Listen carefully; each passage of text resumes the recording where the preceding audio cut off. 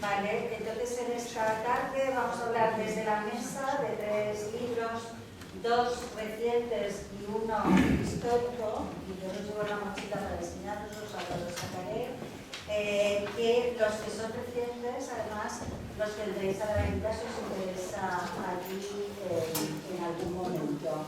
El histórico es este libro totalmente agotado, pero este es el ejemplar de la Biblioteca Pública de Ávila, que devolveré mañana mismo, ¿de acuerdo? Y que lo tenéis a vuestra disposición y se recomienda mucho. Y como veréis, los 2 recientes son La represión y el Valle de Piedras, de los 2 autores que los tenemos aquí ahora, que le deja el presentador que presentará. Y un libro sobre Manuel Cisques Aparicio, que su autor, como es el último, subirá ahora después de, si no teníamos una mesa muy llena. Así que empezamos y le doy la palabra a Antonino, que nos va a presentar y a conducir este acto. No sé si se oye bien. Sí. Bueno, pues buenas tardes. Muchas gracias a la Fundación Jesús Pereda y a la organización por permitirme participar en estas jornadas. Mi primer recuerdo de este día es para todas las víctimas de la represión en Ávila del golpe de Estado de 1936 y especialmente para 2 personajes de mi tierra que fueron asesinados por los fascistas lejos de ella. El primero es José María González Gamonal, marcense, registrador de la propiedad de Ejea de los Caballeros, militante de izquierda republicana, que fue gobernador civil de Salamanca y de Ciudad Real. Lo asesinaron vilmente el 1 de agosto de 1936 en Ejea de los Caballeros por defender a los humildes y tratar de recuperar las tierras comunales de las que se habían apropiado ilegalmente los caciques de Aragón. La otra es Martina Barroso García, nudista, natural de Gilbuena, una de las 13 rosas, fusilada a los 24 años de edad con las demás en Madrid el 5 de agosto de 1939, acusada de un delito de adhesión a la rebelión por pertenecer a las Juventudes Socialistas Unificadas. Fueron delatadas por Roberto Conesa, colaborador de la Gestapo, topo delator y después torturador de la Brigada Político-Social, y la sentencia fue firmada por Eugenio Espinosa de los Monteros, gobernador militar y represor de Madrid. Dicho esto, voy a realizar algunas consideraciones sobre el régimen instaurado por los golpistas que se sublevaron contra la República, cuya Constitución habían jurado defender. Quiero recalcar que no es posible la equidistancia, porque además la represión en la retaguardia adoptó 2 caras, la de la zona republicana y la de la zona rebelde. Es verdad que en ambas se cometieron desmanes que cegaron miles de vidas inocentes. Mola, Franco y Queipo de Llano alentaron y aplicaron un terror ejemplar que habían practicado en África como parte de un plan urdido para respaldar un futuro régimen autoritario, que Mola resumió como la necesidad de eliminar sin escrúpulos ni vacilación a todo el que no piense como nosotros. En la zona republicana la represión fue una respuesta mucho más inclusiva que se produjo a pesar de las autoridades republicanas, no gracias a ellas. De hecho, señala Paul Preston que los esfuerzos de los sucesivos gobiernos republicanos para restablecer el orden público lograron contener la represión por parte de las izquierdas, que en términos generales cesaron en diciembre de 1936, mientras que en el bando sublevado se prolongó durante toda la guerra y hasta finales de la década de los 40, con la dictadura plenamente consolidada. Y no cesó motu propio, sino por la derrota de los alemanes y la caída del fascismo, para no dejar al país totalmente aislado. Sin menospreciar a nadie, apelo a este historiador de solvencia probada, porque se supone que al ser extranjero enfoca los hechos sin la carga de emotividad que pudiera impregnar las opiniones de cualquier historiador español. Javier Riollo dice que cualquier idea perdió con el franquismo, que no es más que la ambición de poder, y añade que si media España tiene que morir, morirá, una máxima que los golpistas llevaron a rajatabla. Resulta revelador el caso que cuenta Sánchez Reyes en su libro del capitán general golpista Pérez Salas.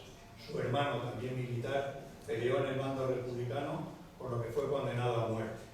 Pérez Salas intercedió por él ante el caudillo, quien solo le refirió después de ejecutada la condena. Tampoco hay que olvidar que el dictador murió firmando condenas de muerte sin que le temblara el pulso. Mi padre afirmaba que la sublevación fue la guerra de la espada contra el libro, una máxima que subyace en la afirmación de uno de los personajes más siniestros del mundo, Millán Astray, quien vocea ante una muera la inteligencia, viva la muerte, y que a la luz de los últimos documentos descubiertos, analizados en el documental Palabras para un fin del mundo, puede ser el cerebro del asesinato de vuelo de Don Miguel en su propia casa en diciembre de 1936. Los golpistas pretendieron desde el primer momento eliminar cualquier vestigio de la cultura republicana que nos acercaba a Europa, porque solo ellos estaban en posesión de la verdad absoluta. Lo corroboran hechos como que el índice de libros prohibidos por Moro Bis supera con creces el del propio Vaticano, como señala Sánchez Reyes. Ese odio por la cultura lleva directamente a la quema masiva e indiscriminada de libros en todo el país, y en Ávila y sus pueblos. La quema de libros guarda una estrecha relación con la desmemoria, con la deconstrucción de los hechos acaecidos y con la invención de una verdad oficial manipulada, como denunció mi admirado colega León Felipe, que en su breve poema Sé todo. Los libros que hoy comentamos contribuyen a recuperar la verdad de lo ocurrido y a devolver la dignidad de la vida.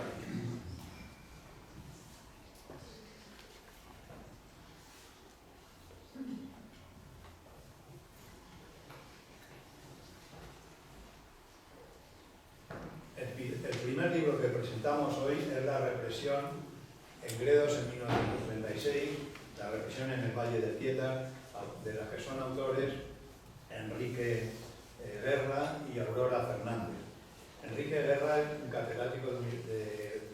un catedrático que ha ejercido la docencia en las universidades, catedrático de historia que ha ejercido la docencia en las universidades españolas y extranjeras y que tiene una larga trayectoria de textos publicados sobre la memoria histórica.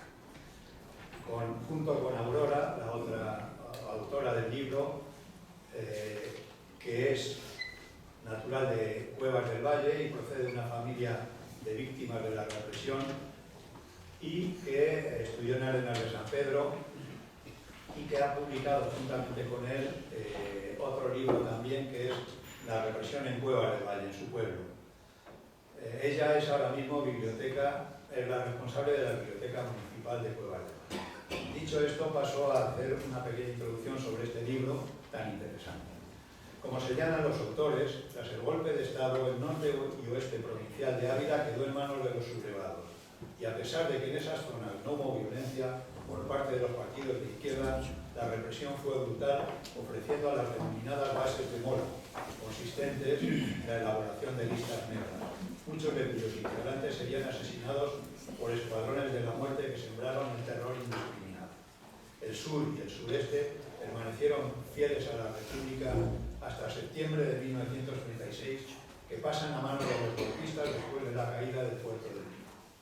Los golpistas actuaron mediante consejos de guerra sumarísimos o asesinatos extrajudiciales, sobre todo hasta 1937, efectuados por falangistas, tradicionalistas, miembros de partidos de derecha, casi siempre con la asistencia de las autoridades militares.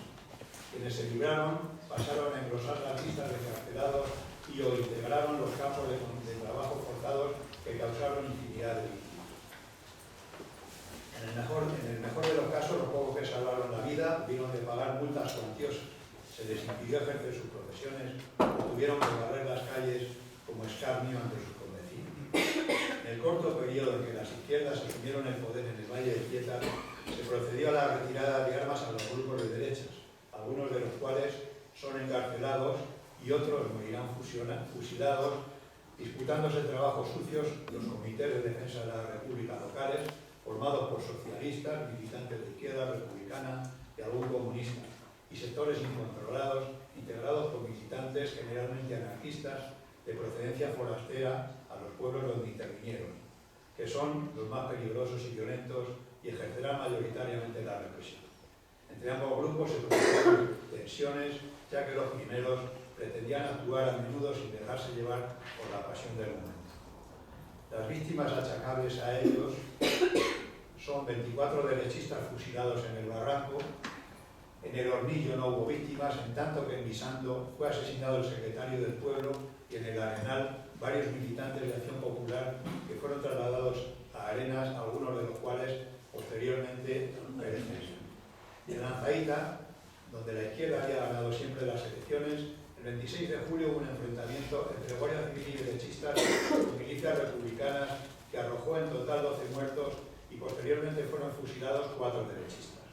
En Gavilanes no murió ningún derechista, como tampoco en Mijares, pero el 14 de agosto fue fusilado el cura de Cervera de los Montes en el Alto del Puerto de Mijares. En Casavieja hubo 4 víctimas. En el pueblo y otros vecinos murieron en Paracuellos del Jarama, mientras que en Piedralaves 4 derechistas murieron el 29 de julio antes de la creación del comité local y otros 6 después de crear. Así pues, en los 14 pueblos estudiados por Enrique y Aurora, las víctimas derechistas se elevan a 64 o 66 según otras fuentes. El Valle de Cieta sufrirá por parte de las derechas la represión más cruel durante el mes de septiembre de 1936 tras la entrada de los rebeldes en los pueblos de la costa. Los asesinatos extrajudiciales fueron la norma de los rebeldes en todos los pueblos, como documentan los autores, ascendiendo en total a 320 asesinados, destacando Cuevas del Valle, Guisando y el Arenal, con más de 40 víctimas en cada pueblo. En los municipios estudiados, los fallecidos por causas no extrajudiciales, como son por sentencia de un consejo de guerra o fallecidos en las sólidas cárceles franquistas, ascendieron a un total de 89, lo que da un total de víctimas superior a 400 fusilados en los pueblos que estudian en el libro mencionado. En ningún caso hubo piedad para aquellas personas de izquierda que ampararon a derechistas, ocultando, facilitando su vida o protegiendo a reconocidos derechistas para evitar su ejecución, ni para muchos otros que contaron con el aval de personajes destacados de la derecha que reconocieron esos méritos ante el poder militar que actuó implacablemente para sembrar el terror.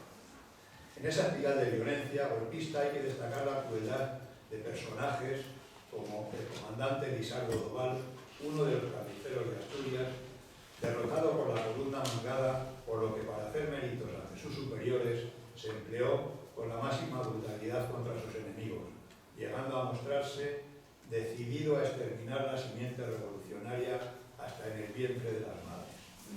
O Ángel Vadillo, apodado el 501, por ser este el número de muertos que se jactaba de haber cometido. Y un lugar de nefasto recuerdo, la Cuesta de la Parra, donde fueron asesinados numerosos presos republicanos que procedentes de la prisión de Ávila eran trasladados a la de Arenas y otras en varias fechas. Un pretexto para encubrir los crímenes en un lugar todavía no exhumado. Estas cifras son cifras de mínimo, porque quedan aún varios pueblos por estudiar y diversas fosas sin abrir, con lo que los muertos pueden crecer de forma considerable. Enrique, ¿cómo vives el testimonio de las personas que entrevistas? ¿Hay colaboración espontánea por parte de los entrevistados? Y en cuanto a la labor documental, ¿percibes algún tipo de cortapisas por parte de los responsables de los archivos oficiales consultados? Esta es mi pregunta para Enrique. Y para Aurora, que investiga en su propio pueblo y trata a diario con familiares de las víctimas, siendo ella también una familiar de víctima, ¿qué recuerdos te transmitieron? Tras la represión y el miedo que impuso un silencio obligado, ¿cómo han vivido su pena durante tanto tiempo? Bueno, empiezo dando las gracias a Antonino, que ha sabido hacer un resumen y captar quizá lo más importante del libro, que son las víctimas, lógicamente. Y tengo que decir que a la hora de trabajar, como esta mañana decía el profesor Viñas, con toda razón, la historia hay que hacerla con archivos, o hay que hacerla en archivos, con documentos, y es lo que nosotros hemos hecho, independientemente de algunos testimonios personales. Pero nosotros nos hemos basado fundamentalmente en archivos. Lo digo muy rápidamente. Por ejemplo, hay que citar a este primer archivo, magnífico archivo, el Histórico Provincial de Ávila, para el tema de la guerra civil y de la represión, os podéis llevar, si os metéis a trabajar en él, magníficas sorpresas por lo que Parece que no podéis se oye al encontrar. final los demás. ¿No se me oye? Los demás cerca. Ahora ya sí. Bueno, El micro no funciona. este de aquí, por supuesto, el Centro Documental de la Memoria Histórica de Salamanca. Me pasé un año viendo todo lo que había sobre Ávila y la verdad es que la documentación es inmensa. El Archivo General Histórico de Defensa, el de Madrid, en el Paseo Modet, es el mejor archivo, y respecto a Ávila, no sé si el único, lo digo humildemente, donde están todos los consejos de guerra de abulenses que se han conservado. Inmensos, inmensos. Algunos no se pueden ver. Yo al principio, en la línea que me preguntaba Antonino, creí que era desconfianza, creí que era poner alguna cortapisa, hasta que me sacaron algunos. La verdad es que no se pueden leer porque han estado tan mal conservados, han estado en tantísimos sitios, se han trasladado, han estado desde Santiago de Compostela, en el Ferrol, hasta que finalmente han acabado en el archivo de defensa, pero es que se caen solamente de tocarlos. Es una lástima porque lógicamente es algo de interés, es el patrimonio nacional de todos los españoles. Pues estos archivos, muchos se están perdiendo, se han perdido. Sé que últimamente se está poniendo un gran empeño en recuperar todo lo que se puede, pero ha estado bastantes años, y muchos sabrán a qué años me refiero, en que no se han gastado ni un euro en conservar archivos. Y esto es muy importante que se sepa. Otro archivo importantísimo es el archivo de Alcalá de Henares, el Archivo General de la Administración. Ahí os podéis encontrar, es amplísimo, inmenso. El único problema que tienen, normalmente nos han tratado bastante bien en este tipo de archivos. Quiero decir claramente que los archivos que mejor funcionan ahora para trabajar son los militares, hay que decirlo así, muy bien, y por supuesto el archivo de aquí, que nos trataron las veces que hemos venido, nos trataron magníficamente. Pero en general los archivos nacionales funcionan bastante bien, no voy a decir muy bien, bastante bien, te atienden muy bien, pero tienen falta de personal para muchas cosas. Por ejemplo, si pides que algo te lo manden a casa, tienes que tener muchísima paciencia, porque te pueden tardar 3, 4, 5, 6 meses en algunos casos. Parece mentira que el AGA, el Archivo General de la Administración, quizá uno de los más grandes de toda España, esté tan falto de personal, que lo dicen ellos mismos, que si trabajas, es un archivo donde hay peticiones de todos los lados, desde el extranjero, desde muchísimos sitios, y se queja todo el mundo de que te pueden tardar 5, 6, 7, 8 meses en que te manden unas fotocopias que has pedido. Bueno, no me voy a entender más. También habría que citar el archivo de Guadalajara, mucho menos conocido, el archivo militar, por la cantidad de documentación relacionada con las víctimas de represión que hay allí. Y he dejado por el final referirme a los archivos y a los registros civiles de los pueblos, de todos y cada uno de los pueblos. Nosotros conocemos, lógicamente, el del Valle de Tietar, ¿no? Aurora creo que ha tenido una gran experiencia en ello, porque Aurora es la que se ha recorrido los pueblos. Algunas veces la he acompañado, la hemos acompañado, pero es ella la que ha estado luchando, a veces forcejeando, para conseguir simplemente que le dejasen ver los libros de defunción, en algunos casos, y no digamos nada los libros, las actas municipales. Hay un pueblo que también lo voy a decir, porque le vamos a estudiar ahora para hacer el tercer libro, pero no lo sé ahora si has hecho alguna última gestión, pero el pueblo que hasta ahora más dificultades nos ha puesto es Arenas de San Pedro. Lo digo así de claro.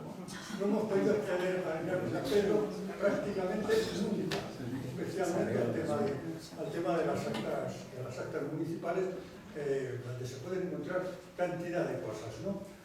Hemos notado, porque claro, estos trabajos son trabajos largos, hemos notado cómo a medida que pasaba el tiempo iban siendo mucho más fáciles las cosas para acceder a los archivos, para acceder a los documentos.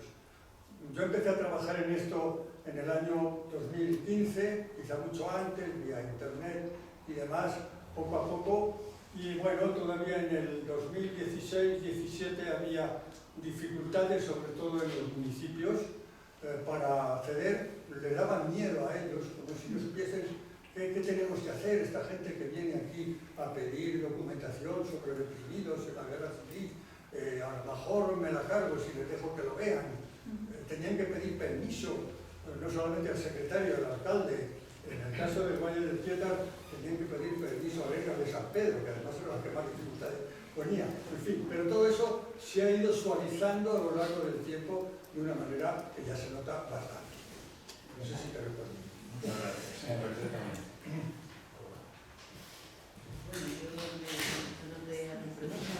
No se oye. El micrófono no funciona, si hay alguien que pueda hacer algo, nada de Eleva la voz, me podéis avisar eleva la que voz. el micrófono no funciona. Intentaré hablar un poco más alto. Bueno, respecto a la pregunta que me hacía,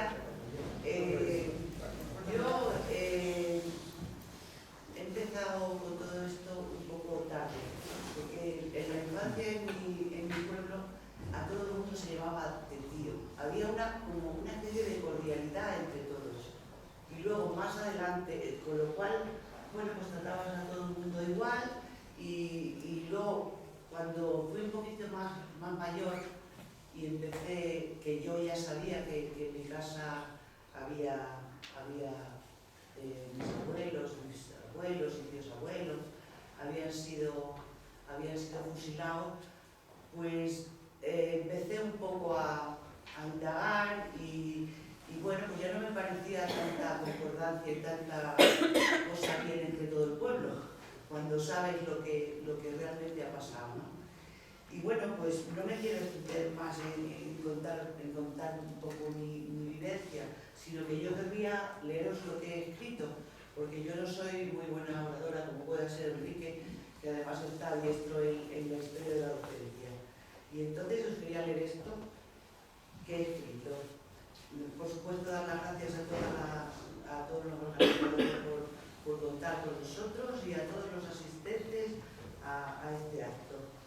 Han pasado 5 años hasta llegar a este nuestro segundo libro, un estudio histórico-crítico titulado Gredos 1936, la represión en el Valle del Tietar, que engloba 14 pueblos del Valle de Ávila, que son los 5 pueblos de Barranco, San Esteban, Villarejo, Santa Cruz, Montbeltrán y Cuevas del Valle, el Arenal, el Hornillo, Guisando, Lanzaíta, Pedro Bernardo, Gavilanes, Mijares y Piedralaves, pues incluir a todos los que forman parte del mismo hubiese dado lugar a un extensísimo volumen.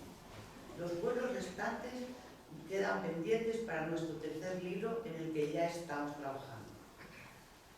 El primer libro lo titulamos Al sur de Gredos, Cuevas del Valle, 1936-1950, publicado en el 2017, que trata sobre mi pueblo natal. Muchos años antes de las publicaciones de estos libros, corría el año 2008, comenzó mi interés por saber la verdad, esa verdad que no escribieron los vencedores. Ese interés que me hace ver con entusiasmo la importancia de estos dos trabajos, por el reconocimiento a esta ciencia social llamada historia, por la dignidad de todas estas gentes del Valle del Tietar que fueron víctimas de la atrocidad que se desató con el fatídico golpe de Estado, la consiguiente guerra y la dictadura del régimen franquista. También por tener estos trabajos una importante aportación documental para nuestro Estado, para nuestra democracia, para que se siga consolidando la nueva ley de memoria democrática e incluso para todos aquellos que no admiten la impunidad contra los derechos humanos. Mi interés también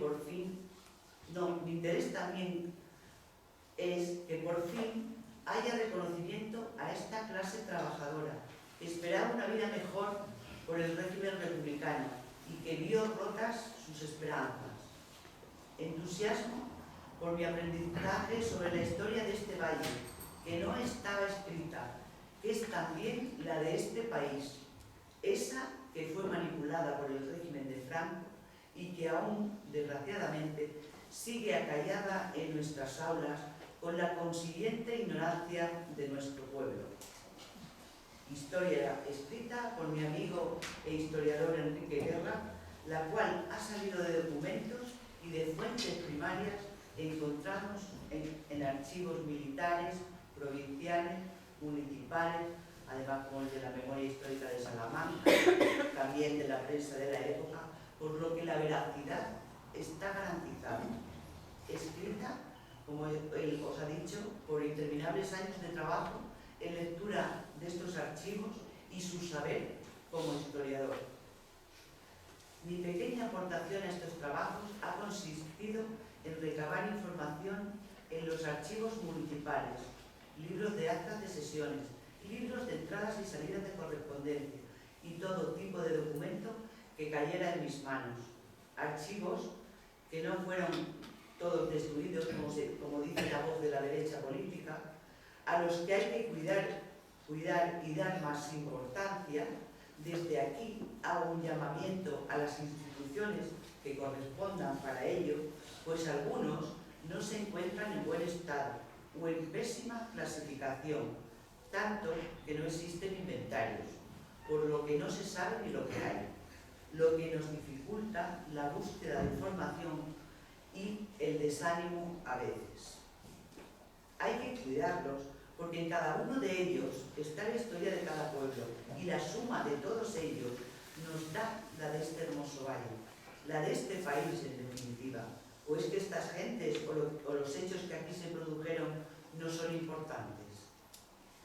También he consultado los registros civiles de estos 14 pueblos, que aún hoy tengo que escuchar que hago cosas ilegales, cuando los registros son públicos, han pasado más de 80 años y nos ampara la Ley de Memoria Democrática, dando importancia a la sección tercera, a la de defunciones, actas de defunción de las víctimas que no siempre se hicieron, había miedo. Se hicieron cuando había futuros matrimonios o, en el menor de los casos, propiedades, pues hay que recordar que la mayoría de las víctimas del régimen franquista eran campesinos y jornaleros y no tenían propiedades. Las primeras actas de defunción se hicieron a partir del 39, transcurridos nada menos que 4 años, no como las de los muertos por Dios y por España, que esas se hacían rápidamente, encontrando una en 1991 en el registro civil del municipio de Montbeltrán. Al no existir acta de defunción de algunas víctimas, sacamos fecha de nacimiento en la sección primera. Por tener algún dato de ellos o sus familiares, no se atrevieron a hacerlas. Es una de nuestras tareas, recopilar datos de los viventes represaliados, a los que quisieron silenciar. También hemos encontrado más víctimas en otros documentos. De hecho, muchos de los acusados han sido hallados en los expedientes de los consejos de guerra. Hoy están sus nombres en este segundo trabajo, pero también están aquellos que se unieron y representaron al despiadado régimen franquista, gobernadores civiles, alcaldes, jefes de falange, párrocos, convecinos, pues ellos son los que decidieron sobre la vida de otros, anulando su libertad, firmando condenas, aplicando decretos de incautación, todo envuelto en el terror para su conveniencia. En estos registros hay una fuente de información crucial para saber quiénes fueron fusilados extrajudicialmente y en qué lugares fueron indignamente asesinados. Y a día de hoy hay muchos que no están registrados siendo fusilados. Son ignorados y silenciados del asesinato de que fueron objeto. Estos son los conocidos y llorados por sus familiares y que a día de hoy siguen buscándonos en las cunetas. Registros civiles en los que te hastias con tanta burocracia, teniendo que hacer peticiones a todos los registros municipales, cuando se podía haber hecho una sola petición en el registro de cabeza de partido, en este caso Arenas de San Pedro, cosa que hicimos, pero no con los resultados que querríamos, pues al final tuvimos que hacer peticiones individuales a cada municipio. También hemos recogido testimonios orales de familiares, gente del valle, los cuales son una aportación para la investigación, pero no te dan la verdad absoluta. La memoria es olvidadiza y hay veces que te cuentan la misma versión para distintas víctimas, más cuando han pasado tantos años. Como también los cementerios, que aparte de información, dejan clara la diferencia entre unos y otros, aquellos que murieron por la patria, con mausoleos pagados por los ayuntamientos, aunque se racionara el pan para la población. Claro ejemplo de a qué se daba prioridad y que a día de hoy incumple la Ley de Memoria Democrática. Y los otros, los que no pudieron ser enterrados en cementerios, o que sí fueron, como el caso de mi abuelo Domingo, que fueron tildados de todo tipo de improperios, cuando lo único que hicieron fue defender el régimen avalado por las urnas, defendiendo el pan para sus familias, y los que ni siquiera están enterrados en los llamados camposantos y que a día de hoy siguen en las cunetas silenciados e innombrados. Mi otra aportación ha sido la genealogía, que nos ha servido para relacionar las conexiones familiares, como también para ver que ha habido exterminio de familias enteras o de casi toda la familia. No hemos querido quedarnos solamente en lo escrito, en contar la verdad de la historia de lo que ocurrió en este valle, y hemos promovido y ejecutado, bajo la coordinación de Elena Ferrari, con la colaboración de la Asociación Aranzado, bajo la dirección de Lourdes Errasti, familiares, instituciones como el Ayuntamiento de Cuevas del Valle, la Federación Española de Municipios, el Ministerio de Presidencia en el área democrática, la apertura de una primera fosa en el paraje denominado Cruz del Cerro, en el término municipal de Cuevas del Valle, con gratificantes resultados, de la cual os hablaremos el próximo domingo en el encuentro que tiene lugar del recorrido de lugares de memoria de Ávila, que es el programa de las primeras jornadas. Vale, acabo. Los testimonios, como la educación de documentos que nosotros manejamos, atendiéndonos a las ciencias sociales, no son lo único que nos da la veracidad, sino que es la sumación y el análisis del ADN de los restos encontrados lo que nos demuestra la barbarie cognitiva de aquella época. Y siguiendo la búsqueda de nuestro convencido, os diré que hemos abierto otra cosa para seguir buscando a covacheros, que es el gentilicio de los nacidos en Cuevas del Valle, en el término municipal de San Martín del Picollar, estos días de atrás, sin resultados. No hemos encontrado a nadie, no hemos encontrado nada. Y entonces estamos pendientes de nuevas autorizaciones, porque se acababa la fecha de finalización del proyecto, y eso estoy esperando que tenemos hasta el 30. Entonces, a ver si hay suerte y llegan esas autorizaciones y seguimos. Y para acabar,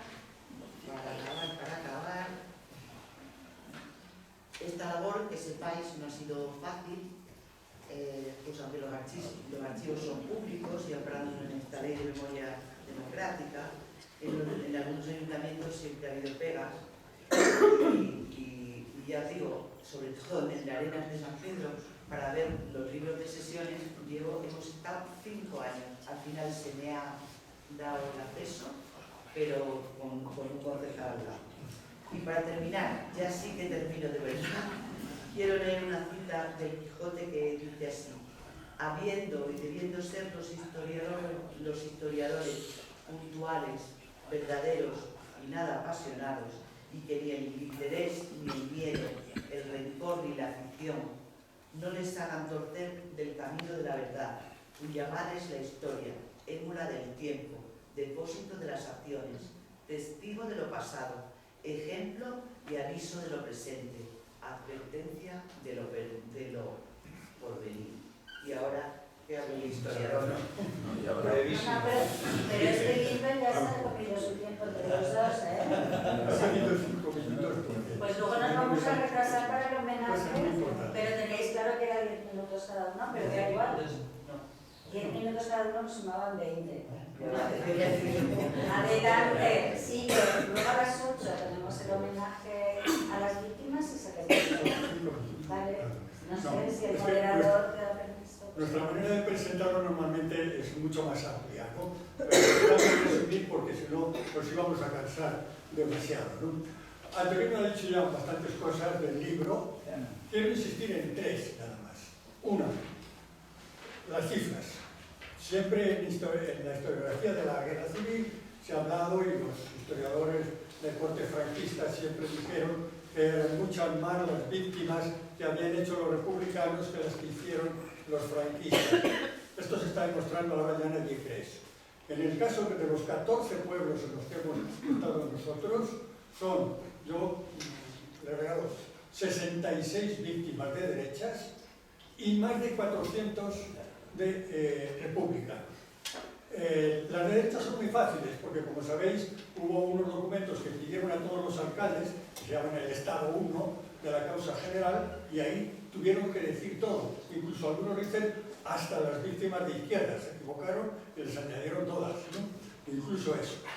En la suma de los que nosotros hemos visto, tanto de los extrajudiciales, que se dice, es decir, los muertos en las cunetas y los muertos por consejo de guerra, los fusilados por su consejo de guerra, no llegan a 400, pero sin embargo tenemos toda una serie de datos de los que no hemos podido conseguir todavía documentos, pero sabemos que los hay, en que pueden llegar a 420, porque hay una serie de asesinados en la propia Sierra de Gredos, porque salían falangistas y guardias civiles, y juventudes de acción popular, que en Ávila tenían mucha fuerza, las juventudes de Gil Robles, y que siempre se han querido tapar un poco. Pues no, aquí las juventudes de acción popular tuvieron mucha fuerza y se desarrollaron bastante hasta que fueron absorbidas por Falange. Así que 420 en 14 pueblos. Otra cosa, una de las cosas clarísimas que se tenía desde el primer momento por parte de los sublevados es que había que exterminar la cultura laica republicana. Y quienes mejor representaban a lo largo de toda España la cultura laica republicana, no olvidéis que España en 1936, cerca del 50% vivía todavía en pueblos, y por lo tanto había muchísimos maestros, pues es la matanza de maestros. Eso hay que tenerlo muy claro, muy claro. Exterminar la cultura laica republicana. Y os cuento simplemente el caso de un maestro para terminar.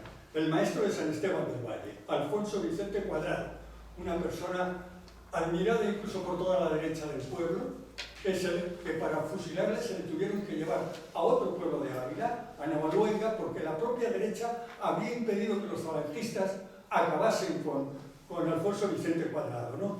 Así se evitaban las protestas, ¿no?